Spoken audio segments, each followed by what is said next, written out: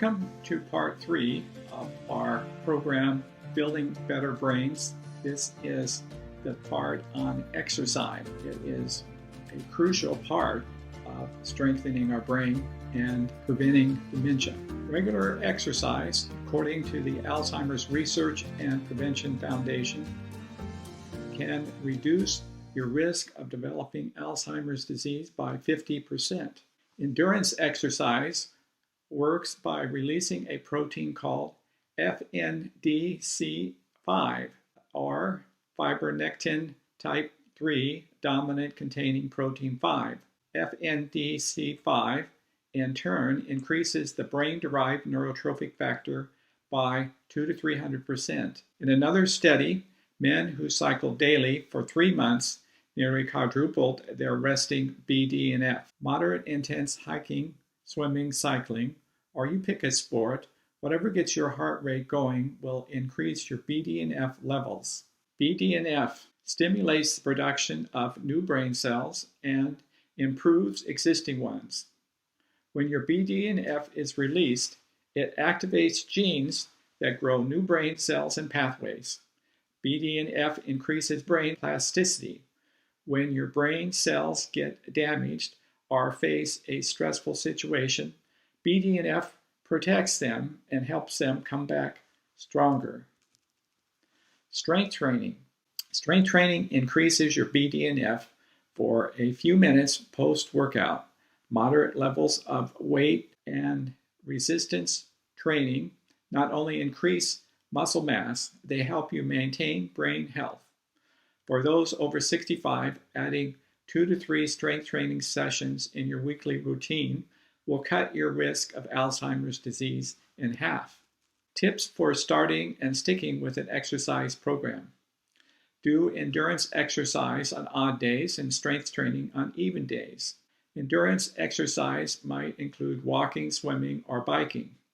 Strength training includes push-ups, knee bends, and weights. Start slow. A little exercise is better than none. In fact, adding just a modest amount of physical activity to your weekly routine can have a profound benefit. Choose activities you enjoy and start small. A 10-minute walk a few times a day, for example, and allow yourself to gradually build up your momentum and self-confidence. Include balance and coordination training in your program. Head injuries from fall are an increasing risk as you age, which in turn increased your risk of Alzheimer's disease and dementia. Balance and coordination exercise can help you stay agile and avoid spills. Work toward eliminating long hours of sedentary behavior like sitting at an office desk or in your car. Watching TV without exercise.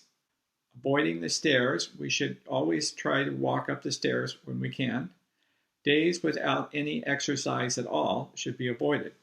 Neuroplasticity is one of our foundation principles, which means that the brain can grow and expand. The primary driver of learning is practice and repetition.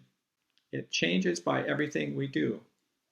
When you enter rooms today, your brain will change. Learning is about doing the work required. The brain is both physical, electrical, chemical, and mental. The physical part includes the neurons, astrocytes, oligodendrocytes, and microglia. This is kind of a picture of a neuron. You can see in the blue, the neuron axons are wrapped with a fatty substance that helps insulate the nerves so the electricity will go faster. You can see that the inside of a neuron is complicated with a bunch of organelles. The dendrites are also connecting to other axons. Astrocytes help protect the neurons. The astrocytes are support cells. Electrical energy is transmitted along the neurons to every cell of your body. Energy is required to produce electricity. 30% of your calories taken in daily are generally consumed by the brain. Most of us use about 20% to 30% of our energy, or about 300 to 400 calories a day thinking. High cognitive days can add 200 calories to our brain usage. The brain is chemical. The chemicals in the brain are complicated. They are inside the neurons, and they are neurotransmitters that go from one neuron to another. Energy factories inside the cell consume sugar and ketones. Vitamins assist in reactions. Hormones regulate the neurons. Amyloid in the amyloid precursor protein is needed for moving the neurons and are needed to be cleared out by the mechanism we discussed in the first lecture. There is nerve growth factors, such as BDNF. The brain and the mind. The brain supports the mind changes the brain. Learning. The brain expands or contracts depending on our thoughts. Learning requires the expansion of neuron structures and new connections. Passive thinking may involve only chemical or transient electrical changes. Memory in the brain is electrical. Highly charged thoughts can lay down long-term memories. The brain is also chemical. Brain factors can improve connections and create new neurons. The brain activity is controlled by our thoughts. Memory. Short-term memory, chemicals change mainly. Long-term memory is mainly structural changes. In somebody that is blind and reads by Braille, there is a sensory area in their brain that is larger than an average person. A taxi driver may have a larger area in the spatial area of the brain. This is a picture of the brain. The hippocampus is the place where memory is originated, and when you do brain training and improve your memory, the hippocampus can actually enlarge and form new brain cells. Building a better brain. You need to remain mentally engaged to build a better brain, such as reading newspapers and books, doing crossword puzzles, playing a musical instrument, participating in ongoing education. Learning a new language, memorizing scriptures or poems. Raise the bar for your existing activities is another way. That's learning a new piece of music or improving how you play your favorite piece. Or if you're a golfer, you can aim to improve, lower your handicap. Practice memorizing is important. You can start with some short things and progress to something a little more involved, such as learning the 50 U.S. capitals. Create rhymes and pattern to strengthen your memory and connection. Enjoy strategic games and puzzles will help. You can do crossword puzzles, play some board games or some card games, or words and number games such as Scrabble or Sudoku. Practice the 5 W's. Observe and report like a criminal detective. Keep a who, what, when, and where, and why list of your daily experiences. Capture visual details. Keep your neurons firing. Follow the road less traveled. Take a new route. Eat with your non-dominant hand. Rearrange your computer files. Vary your habits regularly to create new brain pathways. There is a program that helps to build a better brain. It's called Brain HQ. You can find it at the website here listed. Brain training that works. This has had more studies and research done on it than any of the other brain training sites, and is the only one I would recommend. Brain HQ exercise are grouped in 6 categories: attention, memory, brain speed, intelligence, people skills, and navigation. The more clearly our brains register this information, the better we can respond to it and store it. The brain that misses lots of details are also naturally slower, so it's important to pay attention to small details. Some of the brain's root problem as we age: brightness. It decreases with tired thinking. Brightness, tired thinking, and acting can slow down. Speed, slow processing. Accuracy, missing the details. Recognition, poor understanding. Clarity, interference from a noisy world. Recording, or another word we would call would be memory. Poor ability to control learning or rise to the occasion. These are some of the root problems that is improved with this program, Brain HQ. Principal goals are to brighten your spirits, speed up your brain process, sharpen memory accuracy, improve fast recognition ability, knock down the disruptive noise that disrupts your attention, sensory accuracy, and memory, recover the power of your brain machinery that controls how well you learn and how much you remember, neuroplasticity. Those who continue learning new things and challenge their brain throughout life are less likely to develop Alzheimer's disease and dementia. It is essential. You need to use it or lose it. And in the groundbreaking NIH activity study, older adults who received as few as 10 sessions of mental training not only improved their cognitive function in daily activities in the months after the training, but continued to show long-lasting improvement for 10 years. So this is just a reminder of what we're doing with our program. We discussed the diet. So in summary, the diet would include eating berries, dark green vegetables, fruits or nuts, other vegetables and fruits on a daily basis. This is the basis. And we should avoid junk foods, especially sugar, refined carbohydrates, fried foods, and unhealthy oils. Today's session, we're talking about exercise, and we need to do exercise and aerobic exercise every other day and strength training on the other days. Brain exercise includes two parts. One might be this Brain HQ program done every other day, and another might be memory exercises done every other day. We're going to be talking about sleep, calming the mind. We talked about supplements already. Avoiding toxins will be discussed later in the programs. We are, just as a reminder, recommending a couple books to get. The Alzheimer's Solution. I highly recommend this book. The End of Alzheimer's, which started my journey in learning these things. If you had to buy one of the books, I think I would buy The Alzheimer's Solution. It's a later book, and I think it's a little easier to follow. But The End of Alzheimer's by Dr. Bredesen is also an excellent program and worth reading.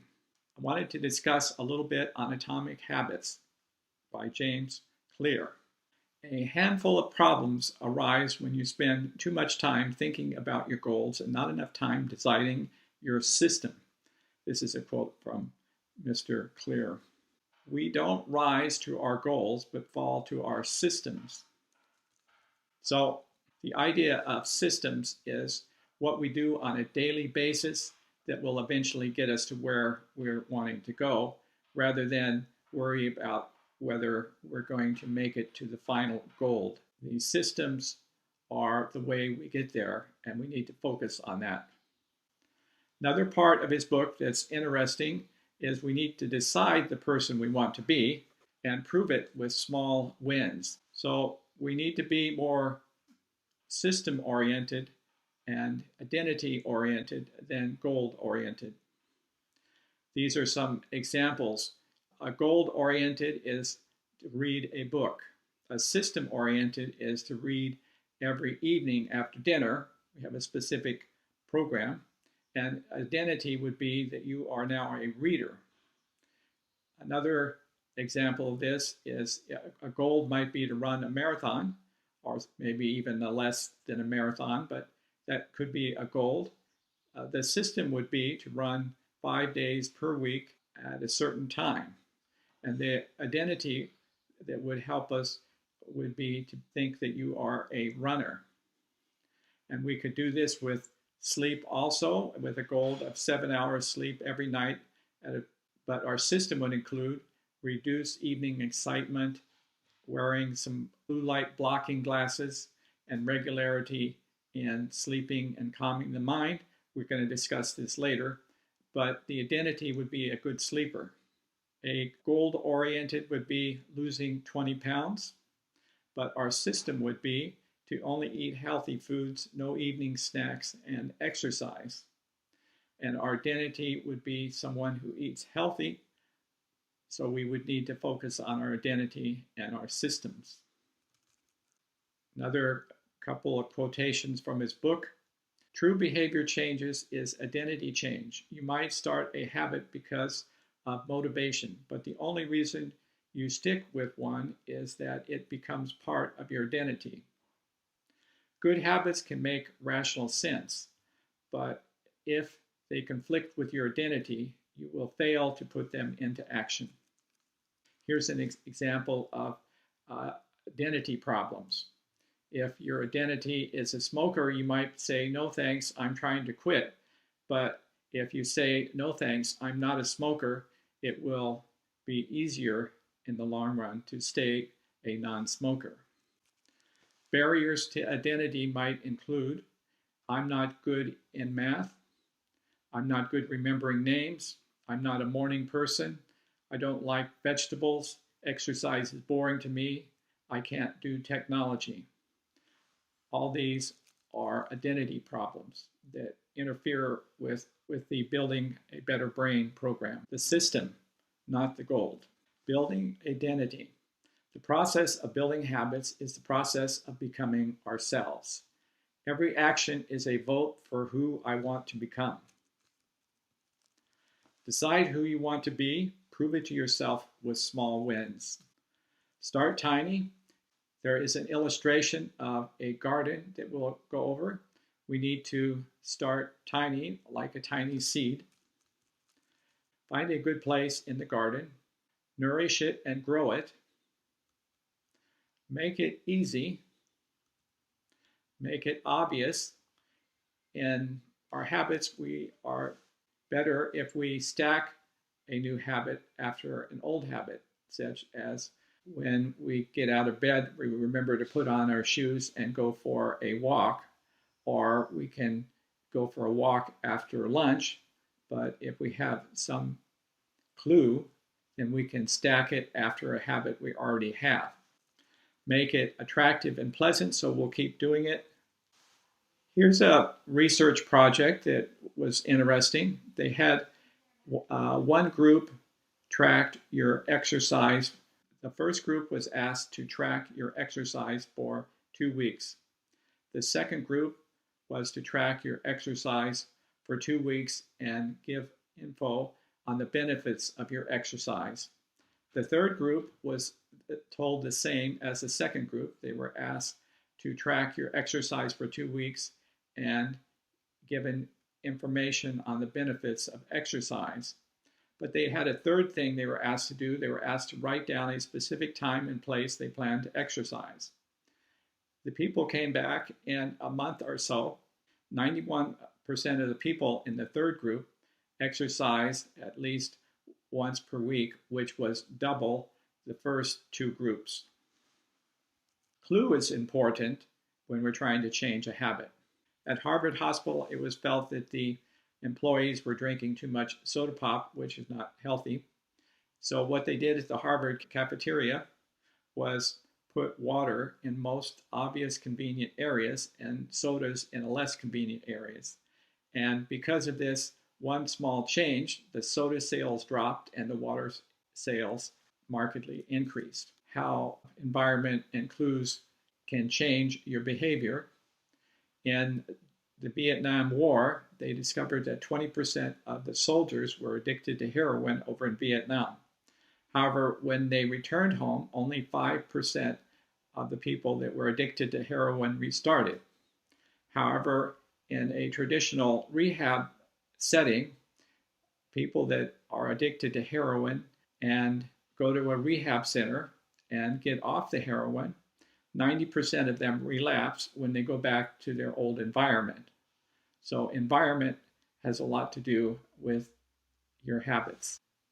So hopefully some of these ideas are helpful in changing your habits, starting clues, start easy.